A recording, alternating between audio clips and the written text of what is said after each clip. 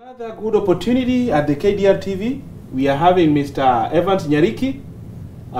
He's a NASA strategist from Minnesota, and we would like to get his perspective about a few issues or the happenings back in our country, Kenya. So, Mr. Evans Nyariki, welcome to the KDRTV. Thank you. You are highly welcome, and feel free. Thank you. Appreciate. There are some questions we would like you to highlight as a NASA strategist or somebody from the diaspora. What is your take on the handshake at a Harambee House? And before that, please do a brief introduction of yourself. Thank you very much. Thank you so much, Mr. Kibwato. I appreciate the nice introduction that you've given to me, and I appreciate to be here at KDRTV. First of all, actually, I work as a NASA strategist. I've been watching political activities back in Nairobi, actually specifically in Kenya. And this one has given me a really lengthy and healthy background in terms of what is happening politically in Kenya. And right now there is a new political dispensation that has taken the whole country in a storm. So we'll get into that as we move forward. Thank you very much. So what is your take on the handshake at the Harambee House? Yeah, a lot of people are really talking about this handshake. But before we answer that question specifically, it's also good to also go back and see, are there any history or any historical background regarding these handshakes? And as far back as I can remember, back in 1997, in that election, Daniel Arap Moi actually won, but it was not contested by Raila Odinga. He was one of the candidates, and Charity Ngilu was another candidate, and Mwai Kibaki was a candidate, among many others. In that election, Raila Odinga did not contest, and Moi actually called him to Kabarak to ask him what and why he did not contest. We do not know exactly the details behind there, but we are told that whatever Raila told Moi, Moi really got impressed about it. And from there, it happened that they started working on what came to be known as cooperation in a merger. But before that happened, it looks like Raila Odinga felt like he was betrayed. Why was he betrayed? Two leaders, Charity Ngilu and Mwai Kibaki, they had mentioned that Raila was a coward by not contesting that election in 1997. And for him to prove that he wasn't a coward, he organized a demonstration for people to protest during the inauguration for that year. And guess what? He went to Norfolk Hotel, where he met Mark Too, and Mark Too actually asked him, what are you up to today? And he was like, we're waiting for leaders to come here so we can go protest against the inauguration. Well, while he waited, who did not appear? Ngilu and Kibaki. They did not show up for that protest. Raila felt like he was betrayed. Then, what led was he started warming up to KANU. And while he was warming up with the KANU, they started that communication and led to the merger, and it was known as the cooperation. That's when NDP, which was Raila Odinga's party, joined with the KANU, and Raila came out calling it a new KANU. But each time Moi came out, he insisted it was KANU, while Raila was saying new KANU. And he came to a stadium, and that's when the handshake, the whole KANU fraternity was so happy that Raila had joined KANU. And Kamodho was the Secretary General back then. And Raila replaced Kamodho in that position. And I remember even one time Raila went to Moi Stadium, Kisumu, and he said in Swahili, and you know how he's so good at mobilizing fans and saying, ambia wao Kamodho amepatiwa red card. So people were so happy about it after he joined KANU. But then Kamodho also responded saying, ambia huyo Raila it's not, hii sio mchezo ya Gor Mahia na FC ati mtu amepatiwa red card. Anyway, what I'm saying is that was one handshake. And then what came out of it as a result of the handshake was actually leaving KANU as a shell as we were getting closer to 2002 election. And that time, Moi had promised Raila that it was going to be a fair nomination for who will succeed him. But then, actually, Moi went ahead and handpicked Uhuru Kenyatta. This made many people upset within KANU, and Raila, being bold, he actually moved out with quite a number of people, which included Saitoti, it included Musalia Mudavadi, and Kalonzo. Once they moved out, KANU kind of was left as a shell. And then, that election of 2002, KANU lost overwhelmingly. So in that handshake, I'll say what came out of it was dislodging of KANU.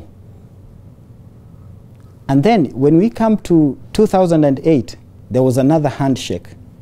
That handshake was between Raila and Kibaki.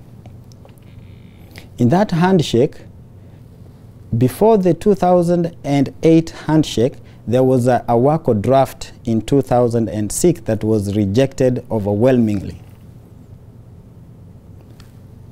That following year, after the election of 2007, there was a turmoil in Kenya. And then the handshake came in 2008. What came out of that handshake? The new constitution, the 2010 constitution. That's something that came out of it, which we actually cherish even up to today. So we've seen the 1997 handshake, we've seen the 2008 handshake and what has come out of them. But now in this case, the 2018 handshake, we are yet to see what will come out of it. So while I look at it, what is my take on this handshake? The details are really scanty. So we do not know exactly what was the deal in there, and we do not know what will come out of it. But as time will go, we will find out what will happen out of it. Thank you very much. Yeah. And so when President Uhuru Kenyatta shook hands with the people's president, Raila Odinga, there are some people who claim that NASA died that very day. Is it true that NASA is dead? From where I sit, I wouldn't consider that NASA is dead per se. Because before I get to that, also even in 1997, when Raila shook hands with Moi, and 2008 when Raila shook hands with Kibaki, both times it was considered that Raila has died politically. It was a political suicide. But hey, it looks like he is a cut of 9 lives, because there are things that he sees that the common people out there or his followers may not see, but it turns out later that they actually give accolade to him for the decisions that he's made. So from where I sit, I don't think NASA is really dead. You can only consider it that way at your own peril. So what I see what is happening here is NASA is split. NASA is split into 2 sections. There is one section that is still feeling that it's aggrieved, that the issues that Raila has been championing for are not going to be addressed. Excuse me. And there is another section that feels like now we need to move on with our lives, that truth has been achieved, peace has been achieved, and we should move forward. Now, can we say that really NASA is dead? NASA is really split. And those 2 sections, they also have valid perspective, which we should all listen to them and see what's happening. Because those who feel like NASA is dead can only say so if they think that Raila has been swallowed by Uhuru. Of course, there are many people who are feeling like Uhuru was dying politically. He had no choices. But with this handshake, it appears that he has gotten a lifeline.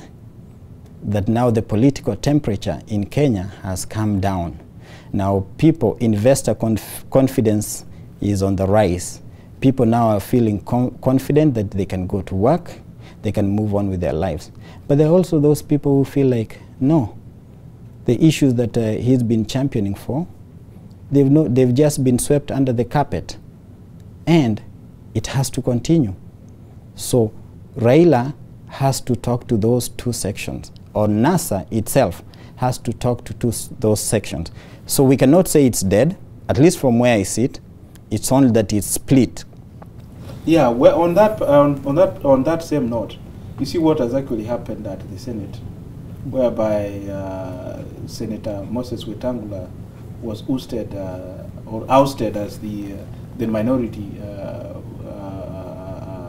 call him minority, minority, not really speaker, but by minority leader. Mm-hmm. What do you think about it? Because you know, the ODM went aside and voted that they're the majority, and constitutionally, one of them should be the minority leader. So what's happening then if NASA is not there?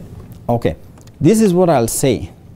NASA, because this political dispensation has always shown that some people feel betrayed and there is a backstabbing. We are hearing talks like Uhuru was approaching Kalonzo Musyoka, Uhuru was approaching Mudavadi, and even Wetangula was being approached. But at the same time, each time they were approached, they said, let's go consult Baba and then we get back to you. So it feels like Uhuru was upset and said, why don't I deal with that Baba himself then? Rather than dealing with these people who have to go consult. Do you think the swearing in actually played a role in all this? A very significant role. A very significant. And why do I say that it's a very significant role? Those who are doing political calculations, in one section we are hearing that it was a setup. And another section is saying that actually these three were cowards, that they were afraid, they didn't want to risk and go to jail, because the Attorney General at the time, Githu Muigai, was actually threatening with a treason. But one section feels like this trio were actually betraying Raila Odinga.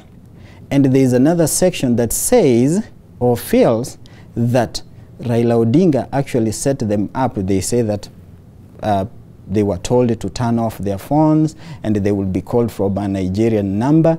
But whether that's true or not, that's something that is just out there. But there is a betrayal. But again, coming back to your question about ODM, now that ODM, the information is out there that these other parties were being approached, and ODM, you know, being the majority in the minority group, but it has the most number of senators and MPs in both houses, feel like, okay, if this betrayal is taking place, why don't we take our deserved positions? Because they were approaching it with what is considered an affirmative action where it's not necessarily about your strength, but at least so you can be included. So ODM has been bending backwards so it can accommodate the other minor parties within the coalition, but it has come out that since these betrayals or perceived betrayals are taking place, why not take our rightful place? And that's how ODM came to say that, you know what, we need our seat. But Raila tried to convince them today to shelve those ambitions, but they still could not actually come up with an answer or a resolution. Yeah, actually you're very right. There are quarters who are feeling like Raila is doing it, but it's too little, too late. A decision has already been made, and I do not think in my wildest imagination that it will be reversed. I really doubt that, but hey, in politics, a lot of things change.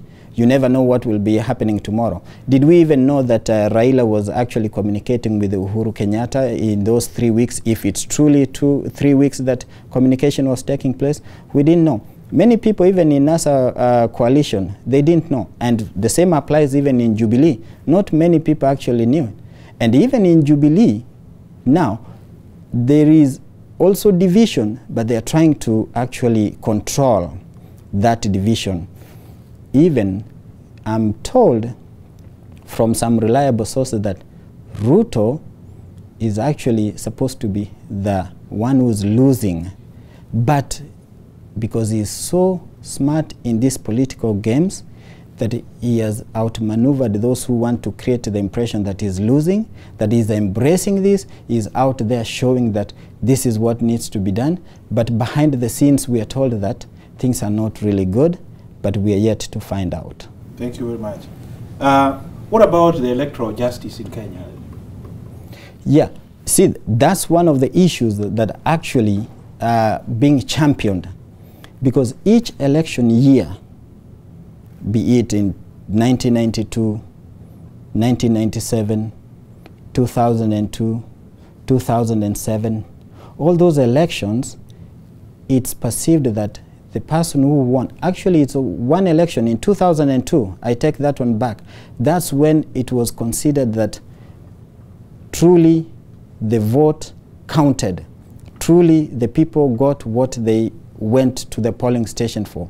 You know, you go wake up 6 in the morning, you queue all the way up to 6 in the evening, the vote is done, it's counted and sent to a central location, but somewhere it's already been determined who's the winner.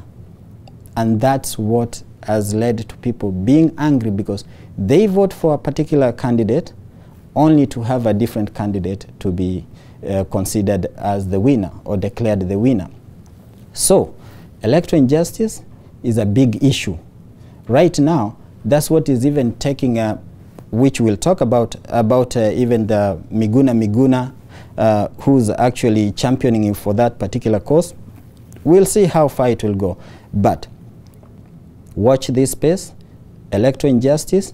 We are waiting to see if that was also discussed in that handshake.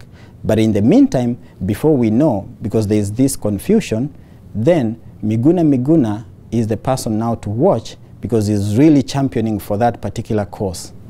So definitely, before I ask you a question about NRM, what's your take on Miguna? Miguna is a sharp guy, at least from where I sit. He may come out as an arrogant person, but that's his personality. But the thing is, what's his message? What's the cause? And if you listen to him, he's fighting for the electoral injustice, police brutality. He's fighting for corruption. Miguna has set the standard high, and people, some are feeling like the standard is too high. But hey, we need to set the standard that high and then start making progress towards that achievement. In this world, there's no magic bullet to any resolution, but at least people need to see progress being made. It's just like when you ask for justice. It's not necessarily that justice has to work, but has to be seen to be working, which is very important. If justice is working and people do not see it as working, then that is hogwash. It has to be seen to be working. And Miguna right now is championing for the cause that other section feel that Raila has abandoned.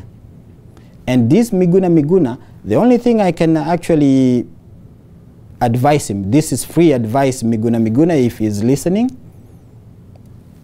In the words of Nelson Mandela, he said, if you speak to a man in the language he understands, that goes to his head.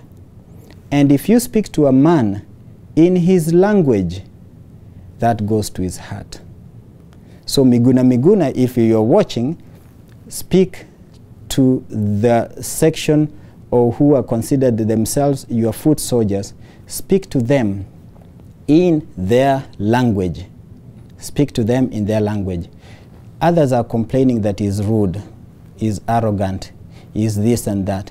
But again, I'll put all of them into focus. Focus on the cause that is championing, and then the rest will fall into place. Thank you. You are a NASA supporter, and you pensively sat down and listened to Dr. Miguna Miguna speak to the NASArites in Minnesota. And it's as if he took Minnesota by storm, and everything in Minnesota actually elevated Miguna's aspirations. What's your take on that? Yes, that's very true. Actually, after Miguna's speech here in Minnesota, all other states that were yearning to invite Miguna have also gotten really high to set up the standard, because Miguna kind of got this big spotlight. And whether it came at a time that the details are not coming out from this handshake, Miguna is challenging the status quo. And the status quo that has upset many people is this handshake that was done secretively, when it was supposed to be like, people are looking at it. It's our lives that are being discussed here.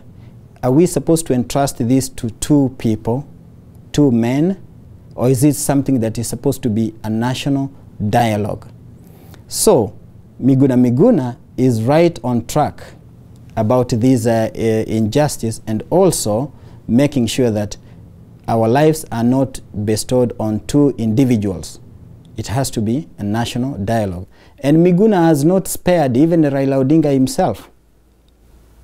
Now they claim that it was very soft on him when he was giving a speech here and answering questions. If anyone tells you that Miguna was soft, let them go back and watch that video again.